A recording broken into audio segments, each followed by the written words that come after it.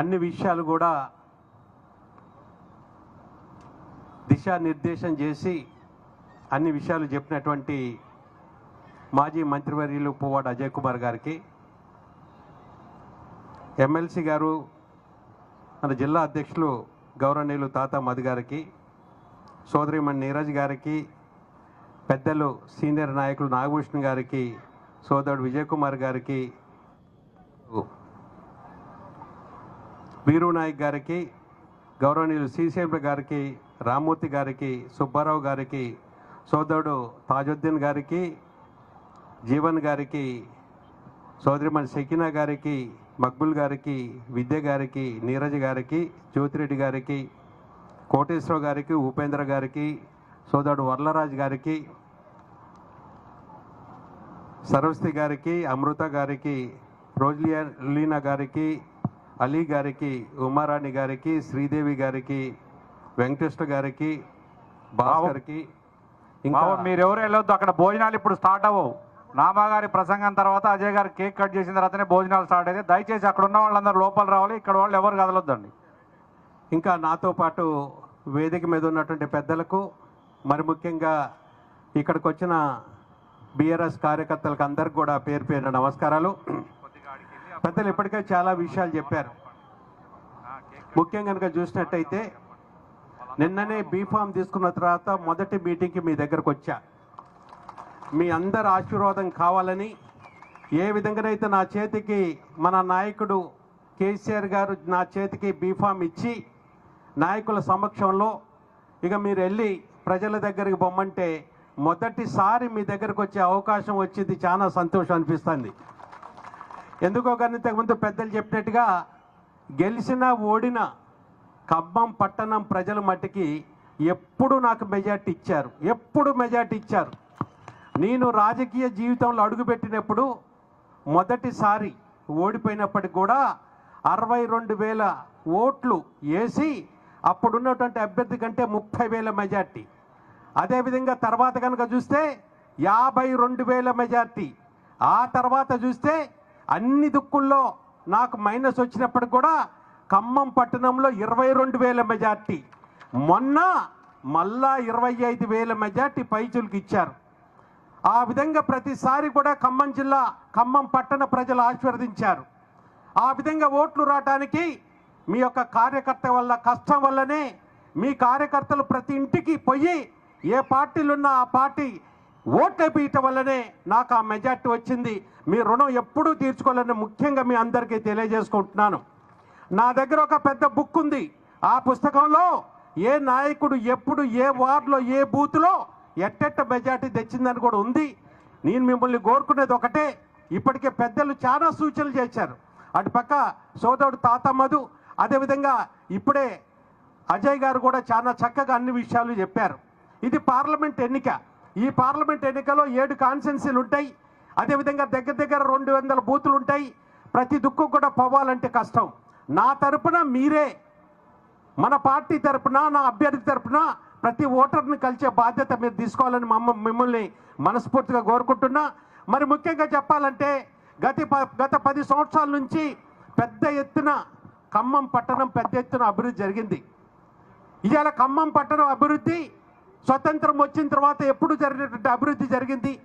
అభివృద్ధితో పాటు సంక్షేమ కార్యక్రమాలు కూడా చాలా చేసినాం. ఏ విధంగానైతే మనం ఖమ్మం పట్టణం అభివృద్ధి చేసుకున్నామో అదేవిధంగా తెలంగాణలో కూడా పెద్ద ఎత్తున అభివృద్ధి జరిగింది. తెలంగాణ వ్యాప్తంగా కూడా మంచి సంక్షేమ పథకాలు ఇచ్చినాం. అయినా కూడా మొన్న ఎన్నికల్లో ఏ విధంగా ప్రజలు మరి మోసపోయారో అవన్నీ కూడా మనం చాలా చక్కగా వివరించాల్సిన అవసరం ఉన్నది. ఇప్పుడే పెద్దలు చాలా క్లియర్గా చెప్పారు. మన జిల్లా అధ్యక్షుడు ఒక మాట చెప్పాడు.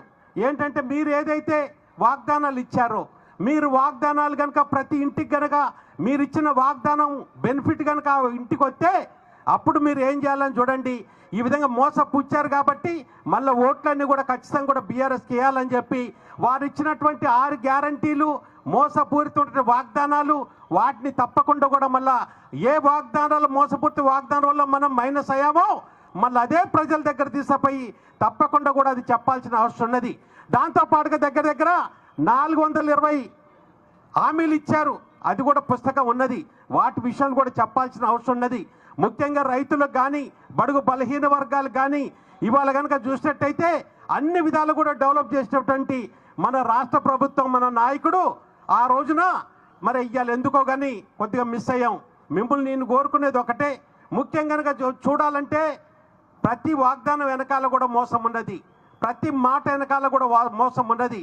మా మహిళా సోదరిమణులు అనుకున్నారు కళ్యాణ లక్ష్మితో పాటు తులం బంగారం అనేసరికి మరి పుట్టింటికి పోయినా ఇటు పోయినా కూడా ఒక అర్థం పెట్టడం ఎక్కువ, వీళ్ళు తులం బంగారం ఇస్తారు అనేసరికి ఆ తులానికి ఏమో మహిళా సోదరిమణులు ఆశపడ్డారు. మా రైతన్నలేమో ఏమో 10,000 ఇచ్చే ఆ 10,000 ఎటు తిరిగి వస్తాయి, ఇంకా 15,000 ఇస్తారని చెప్పేసరికి రైతన్నలు మోసపడిపోయారు. వచ్చే పెన్షన్ 2,000 2,000 కాదట, రేపు డిసెంబర్ 9వ తారీఖు నుంచి 4,000 వస్తున్నాయట. అదే అని చెప్పేసి 4,000 ఇంట్లోకి వచ్చినట్టుగానే పోయి అక్కడికి పోయి వాళ్ళు మోసపడిపోయారు. యువత వాళ్ళు పెద్ద ఎత్తున మోసపడిపోయారు. అట్లా ఒక వర్గం కాదు, మొత్తం తెలంగాణ ప్రజలని చాలా చక్కగా వాగ్దానాలతోని మోసం చేసేటువంటి ఈ ప్రభుత్వాన్ని ఎండగట్టాల్సిన అవసరం ఉన్నది. ఆ అవకాశం ఇప్పుడు మనకి దొరికింది. ఆ అవకాశం మనకి మంచి కనుక పోయి ప్రతి ఓటర్ కనుక మనం చేసింది చెప్పండి, వీళ్ళు ఇచ్చిన మోసపూరిత వాగ్దానాలు చెప్పండి. ఆ రెండింటి కనుక మనం ప్రతి ఓటర్కి చెప్తే తప్పకుండా కూడా మంచి మెజార్టీతో మనకి ఇక్కడ కూడా మంచి మెజార్టీ సాధించుకునే అవకాశం ఉన్నది. మిమ్మల్ని నేను కోరుకునేది ఒకటే, పార్లమెంట్ అంటే ఎంటైర్లీ డిఫరెంట్ ఎలక్షన్. మీరు కూడా ఆలోచించాల్సిన అవసరం ఉన్నది. మీ అందరి ఆశీర్వాదంతో, మీ అందరి తెలంగాణలో ముఖ్యంగా ఖమ్మం పట్టణ ప్రజలు ఆశీర్వాదంతో నేను 10 సంవత్సరాలు పార్లమెంట్లో ఉన్నాను. ఈ 10 సంవత్సరాలలో ఎప్పుడు పార్లమెంట్లో ఏ విషయం వచ్చినా కూడా నాకు ఖమ్మం జిల్లా ప్రజలే ముందు అవుపడతారు. నా ఖమ్మం జిల్లా ప్రజలకి న్యాయం చేయాలా, నా ఖమ్మం జిల్లా పట్టణానికి, నా ఖమ్మం జిల్లాకి అన్ని విధాలు కూడా మరి న్యాయం చేయాలని ప్రతిసారి కూడా నేను అన్ని విధాలు కూడా పార్లమెంట్లో గొంతెత్తాను. మీరు అన్ని విషయాలు కూడా చేశారు. అదే కాకుండా మన రాష్ట్రానికి ముఖ్యంగా చూస్తే మన నాయకుడు కేసీఆర్ గారు ఆశీర్వదించి నన్ను పార్లమెంట్లో లోక్సభ లీడర్గా చేస్తే ఎన్నోసార్లు పార్లమెంటు సాక్షిగా రైతుల గురించి పోరాడాం, మహిళల గురించి పోరాడాం, బడుగు బలహీన వర్గాల గురించి పోరాడాం, మన రాష్ట్రానికి రావాల్సినటువంటి ప్రాజెక్టుల గురించి, నిధుల గురించి పోరాడాం. అయితే ఇదే తెలంగాణ నుంచి మరి ఇంతకు ముందు మొన్న జరిగినటువంటి పోయిన 17వ లోక్సభలో 4 బీజేపీ వాళ్ళు ఉన్నారు, 3 కాంగ్రెస్ వాళ్ళు ఉన్నారు. మీరు కనుక చూస్తే అటు 4 ఇటు 3 ఏ రోజున కూడా ఇక్కడ నుంచి తెలంగాణ బిడ్డల ఓట్లు వేసుకొని పార్లమెంట్కి వచ్చారు. కానీ పార్లమెంట్ల మట్టికి ఏ రోజున కూడా తెలంగాణ ప్రజల గురించి కానీ, తెలంగాణ సమస్యల గురించి కానీ, తెలంగాణ ప్రాజెక్టుల గురించి కానీ, తెలంగాణ రైతుల గురించి కానీ, తెలంగాణ బడుగు బలహీన వర్గాల గురించి కానీ ఏ రోజున కూడా పార్లమెంట్లో మాట్లాడలేదు. అంతకంటే ఎక్కువగా ఇప్పుడు మన తెలంగాణ గొంతుగా తెలంగాణ ప్రజల తరపున పార్లమెంట్లో పోరాడాలంటే తప్పకుండా కూడా తెలంగాణ నుంచి పోటీ చేస్తున్నటువంటి బీఆర్ఎస్ అభ్యర్థులని తెలంగాణ ప్రజలు ఆశీర్వదించాల్సిన అవసరం ఉన్నది. మన గొంతుగా మనం పార్లమెంట్లో వినిపించాలి. మన రాష్ట్రాన్ని రావచ్చినటువంటి మిగతా ప్రాజెక్టులు తెచ్చుకోవాలా. మన రాష్ట్రానికి ఇప్పుడే ఈ యొక్క 4 నెలలనే ఎన్నో విధాల నష్టం చేశారు. మీకు చెబుతున్నా మన కృష్ణా వాటర్ బోర్డు మనం ఆ రోజున మనం ఆ కండిషన్స్ అన్ని మనం ఒప్పుకోలేదు, ఎట్టి పరిస్థితులు ఒప్పుకోనని చెప్పి మనం అన్నాం. ఎప్పుడైతే ఈ గవర్నమెంట్ వచ్చిందో వెంటనే వీళ్ళు ఒప్పేసుకున్నారు. దానివల్ల తెలంగాణకి తరతరాలకు కూడా నీటి సమస్య వచ్చే విధంగా, తరతరాలకు కూడా నీటి భాగం మనం వచ్చే భాగాన్ని మనం కోల్పోయాం. వీళ్ళు ఒప్పుకున్నారని తెలవగానే చివరి పార్లమెంట్ అది చివరి సెషన్ మేము ఎమ్మటే మీ అందరం కలిసి ఆ మంత్రి దగ్గరికి పోయాం, వాటర్ రిసోర్స్ మంత్రి దగ్గరికి పోయిసారి ఇది అన్యాయం, మా తెలంగాణకు అన్యాయం చేస్తుండ్రు, ఈ విధంగా మీరు దీనివల్ల మా తెలంగాణకు హక్కులు కోల్పోతామని చెప్పి మీ యొక్క రిప్రజెంటేషన్ ఇస్తే ఆ మంత్రి ఏమన్నాడంటే, ఏమయ్యా మా గవర్నమెంట్ ఆల్రెడీ కాంగ్రెస్ గవర్నమెంట్ ఒప్పుకున్నది, మళ్ళీ మీరు వచ్చి ఇచ్చేటువంటి అన్నారు. అంటే 4 నెలలనే పెద్ద ఎత్తున తెలంగాణ హక్కుల్ని మనం పోగొట్టుకుంటున్నాం. ఎందుకనే రాబోయే టైంలో మళ్ళీ తెలంగాణ గురించి పోరాడాలంటే ఇక్కడ ఖచ్చితంగా కూడా మనకు గెలవాల్సిన అవసరం ఉన్నది. మిమ్మల్ని చివరిగా కోరుకుంటున్నాను, ఇప్పటికే చాలా లేట్ అయింది కాబట్టి మిమ్మల్ని చివరిగా కోరుకునేది ఒకటే, తప్పకుండా కూడా మీరందరూ కూడా కష్టపడండి. మీరు ఖచ్చితంగా కూడా ఇంతకుముందు ఏ విధంగా ఆశీర్వదించారో ఆ విధంగా ఆశీర్వదించి నా గురించి కష్టపడి ఖచ్చితంగా కూడా ఇక్కడ మెజార్టీ వచ్చినట్టు చూడండి. ఆ తర్వాత మేమందరం కూడా వేదిక మీద ఉన్నటువంటి నాయకులం, మరి ముఖ్యంగా నేను మీ అందరు కూడా అన్ని విధాలుగా అండగుంటాను, మిమ్మల్ని అన్ని విధాలు కూడా కాపాడుకుంటాం. ఇవాళ 4 నెలలు ఏదో కథలు చేస్తున్నారు వీళ్ళు, ఈ కథలన్నీ కూడా కట్టి పెడతాం అని చెప్పి మళ్ళీ చెప్తున్నాను. అదేవిధంగా చూసినట్టయితే మొన్న సోదరుడు నాగరాజు చెప్పాడు నాకు, సార్ మీరు కలెక్టరేట్ పోతారు, ఈ బోర్లు వేయటానికి వేయనీయట్లేదు, ఆ కలెక్టర్తో మాట్లాడమని. మేము ఆ విధంగా మన జిల్లా అధ్యక్షులు మేము అందరం పోయి, మీరు బోర్లను ఎందుకు వేయనీయట్లేదండి, ఒక పక్కన మంచినీళ్ళు లేవు, రెండో పక్కన బోర్ వేసుకుంటే బోర్ కూడా వేయనీయట్లేదంటే దానికి పర్మిషన్ తీసుకోవాలని అంటున్నారు. ఈ లోపల ఎండాకాలం కాస్తే పుణ్యకాలం కాస్తే పోతుంది. ఇంతకుముందు పెద్దలు ఎన్నో పెద్దలు చాలా విషయాలు చెప్పారు. అందులో ముఖ్యంగా ఏంటంటే 1997లో మా నాన్నగారు చనిపోయిన తర్వాత వెంటనే నా ముత్తయ్య గారు ట్రస్ట్ పెట్టిన తర్వాత అప్పుడు ఏంటంటే ఎండాకాలంలో చాలా నీటి అడ్డడి వచ్చేది, మార్చి నుంచి మొదలుకొని జూలై దాకా. అప్పుడు మొత్తం నా ముత్తయ్య గారు ట్యాంకర్లన్నీ కూడా తిప్పటోని. మన గవర్నమెంట్ వచ్చింది, మన నాయకుడు ముఖ్యమంత్రి అయిండు, ఆ ట్యాంకర్లు మొత్తం తుప్పు పెట్టి పక్కకు పెట్టేసిన. ఈ మధ్యన మీరు చెప్తే నమ్మరు, ఒక వారం 10 రోజుల క్రితం అనుకుంటా ఒకళ్ళు నాకు ఫోన్ చేసి సార్ మాకు నా ముత్తయ్య గారు ట్యాంకర్ కావాలి సార్ అన్నాడు. నేను అనుకున్నా, నిజంగా అనుకున్నా వీడు ఎవడో నన్ను జనరల్గా ఆ మాట అంటున్నాళ్ళే, అది వాస్తవం కాదు అని అనుకున్నా. తీరపోతే ఏంది, ఇవాళ నీళ్ళకి పెద్ద ఎత్తున ఎద్దటైంది, రైతులు మొత్తం కూడా నష్టపడిపోయినరు, పంటలు ఎండిపోయినాయి, కరెంటు ప్రాబ్లం వస్తుంది, తాగటానికి నీళ్లు కూడా 10 సంవత్సరాలు బ్రహ్మాండంగా ప్రతి ఇంటికి కూడా నీళ్ళు ఇచ్చినాం. అటువంటిది ఈ యొక్క 4 నెలలే ఇన్ని సమస్యలు వచ్చినాయి.